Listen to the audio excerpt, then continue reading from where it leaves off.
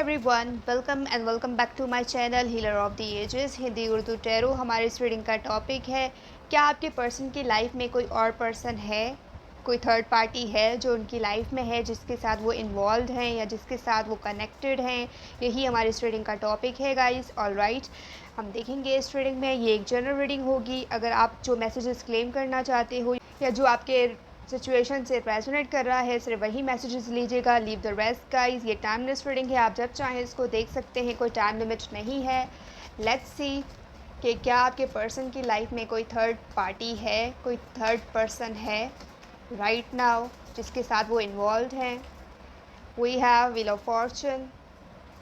इस पर्सन का एक साइकिल आपके साथ कंप्लीट हुआ है and for some of you I am getting कि आप इस पर्सन के साथ नो कांटेक्ट में हो, सेपरेशन है एंड आप लोगों का ब्रेकअप हुआ है, आप लोग कनेक्टेड नहीं हो एक दूसरे के साथ। पेज ऑफ कप्स, क्योंकि ये पर्सन पास में आपके साथ जब रिलेशन में थे इमेच्योर एक्ट कर रहे थे, बिल्कुल चाइल्डिश थे, और आपको ऐसा पर्सन चाहिए था जो मेच्योर हो, जो आपको समझ सके, जो आपके लिए स्टैंड ले। लेकिन वो सारी क्वालिटीज़ इस पर्सन में नहीं थी। मे बी यही रीज़न था कि आपने इस पर्सन से ब्रेकअप किया। Two of wands, right now आप दोनों में डिस्टेंस है। ये पर्सन किसी और कंट्री में रहते हैं और आप किसी और कंट्री या सिटी में रहते हैं। यही रीज़न है कि आप दोनों में कांटेक्ट नहीं है। The world and devil four of wands. ये पर्सन डेफिनेटली किसी और कंट्री में रहते हैं for sure and for some of you I am getting ये पर्सन ऑलरेडी मैरिज हैं या फिर एंगेज्ड हैं, वही थर्ड पार्टी हो सकते हैं। नाइट ऑफ कप्स, और इस पर्सन ने मे बी आपको थर्ड पार्टी में डाला था। Okay, for some of you I am getting, और आपने इस पर्सन से क्लियर कम्युनिकेशन की थी। जब आपको ये चीज़ पता चली थी, आपने इस पर्सन से कन्फेस किया था, इस पर्सन को अपनी जो डाउट्स थे उस चीज़ को बताए थे। लेकिन शायद वही वो रीज़न बना है कि जिसकी वजह से आप दोनों सेपरेट हुए और नो कांटेक्ट है। थ्री ऑफ पेंटिकल्स, ऐसे बहुत से लोग हैं जो ये सब बातें कर रहे थे आपके पर्सन से रिलेटेड, और मे बी आपने उस पर ट्रस्ट किया, उन लोगों पर ट्रस्ट किया जो कर रहे थे बातें, डिस्कशन। वही वो पर्सन थे जिसने आपको इस चीज़ में इन्वॉल्व किया और थर्ड पार्टी में डाला, या आपके माइंड में ये चीज़ें डाली कि कोई थर्ड पार्टी इन्वॉल्व है, जिसकी वजह से आपका जो रिलेशन था आपके पर्सन के साथ, वो उसमें कियोस क्रिएट हुए एंड उसमें ब्रेकअप हुआ, सेपरेशन हुई, डेथ। और यही रीज़न है कि आपका कनेक्शन इस पर्सन के साथ एंड हुआ, क्योंकि आप दोनों में ही ट्रस्ट इश्यूज़ हैं।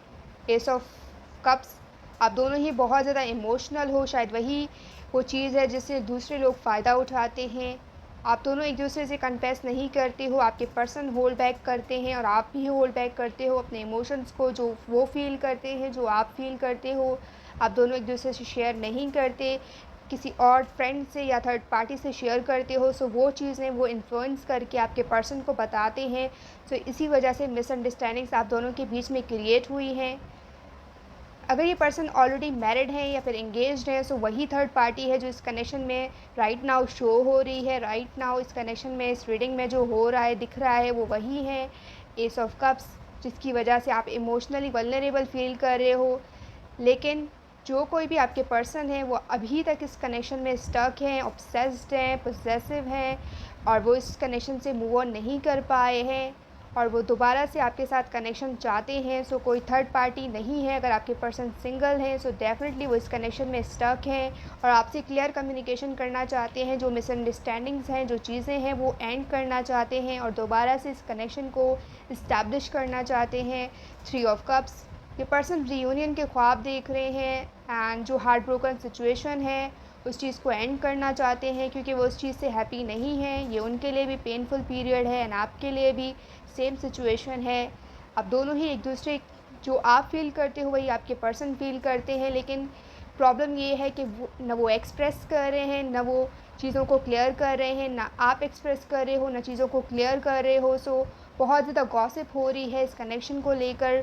बहुत से लोग बातें कर रहे हैं, डिस्कशन कर रहे हैं। मे बी आपके फ्रेंड हो सकते हैं, आपके पर्सन के फ्रेंड हो सकते हैं, और वो फ्रेंड इस पर्सन के लिए इम्पॉर्टेंट हो सकते हैं। शायद वही वो पर्सन है जो आपके पर्सन को इन्फ्लुएंस कर रहे हैं, और वहीं दूसरी तरफ आपके फ्रेंड आपको इन्फ्लुएंस कर रहे हैं।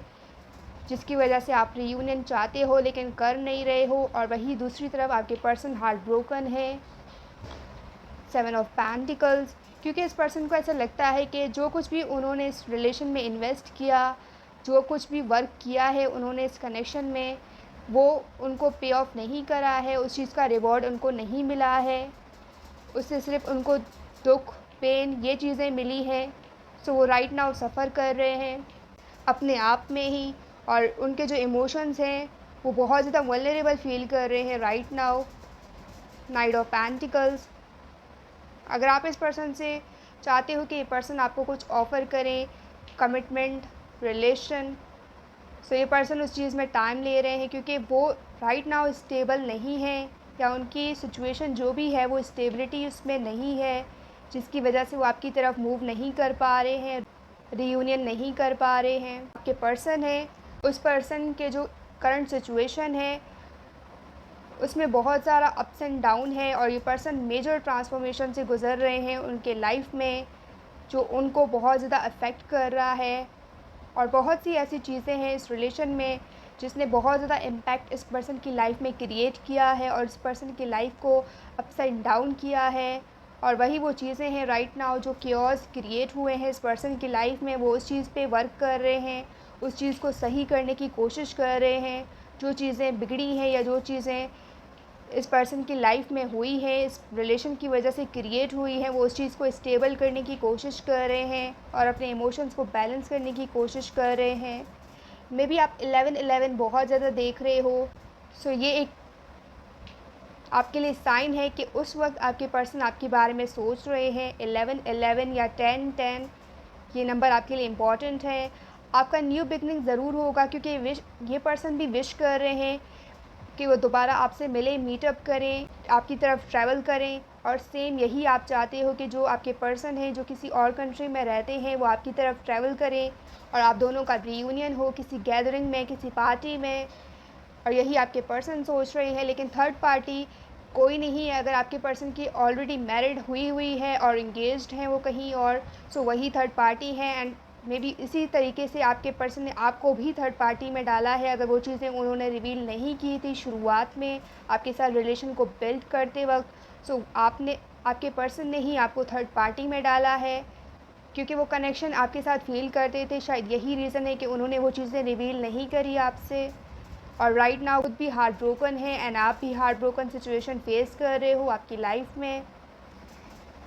Night of pentacles and 5 of wands, ये पर्सन बहुत ज़्यादा इंटरनल कॉन्फ्लिक्ट फेस कर रहे हैं इस रिलेशन में राइट नाउ। बहुत ज़्यादा चेंजेस, ट्रांसफॉर्मेशन आएंगी इस कनेक्शन में, इस रिलेशन में जो आपके पर्सन के साथ है, और बहुत ज़्यादा अनफिनिश्ड बिजनेस है अभी इस कनेक्शन में जो एंड नहीं हुआ है। बहुत सी चीज़ें हैं जो मे बी आपने कन्फेस नहीं करी और आपके पर्सन ने भी कन्फेस नहीं करी हैं, जिन पर वो अभी तक होल्ड बैक किए हुए हैं एंड आपको वो चीज़ें नहीं बताई हैं, वो चीज़ें शेयर नहीं करी हैं।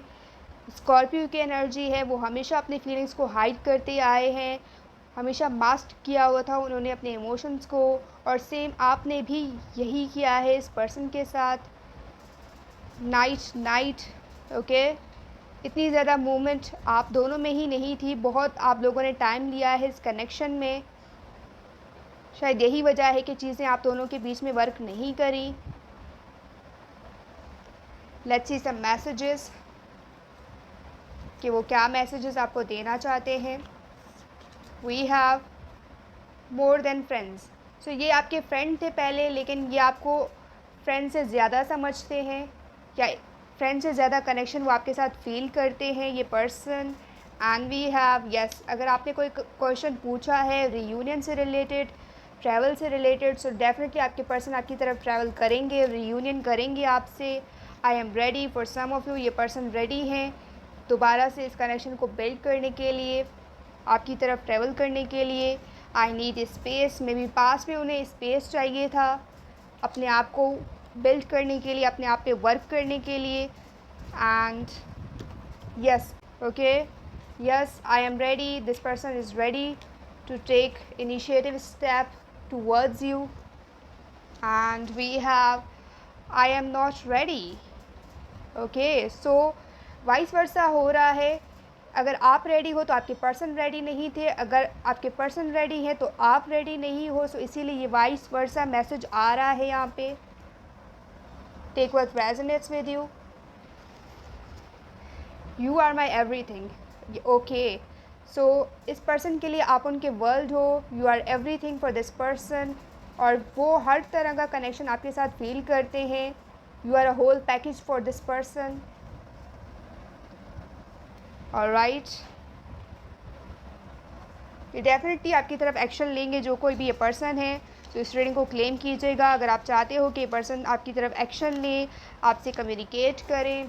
I want you, this person really wants you in their life.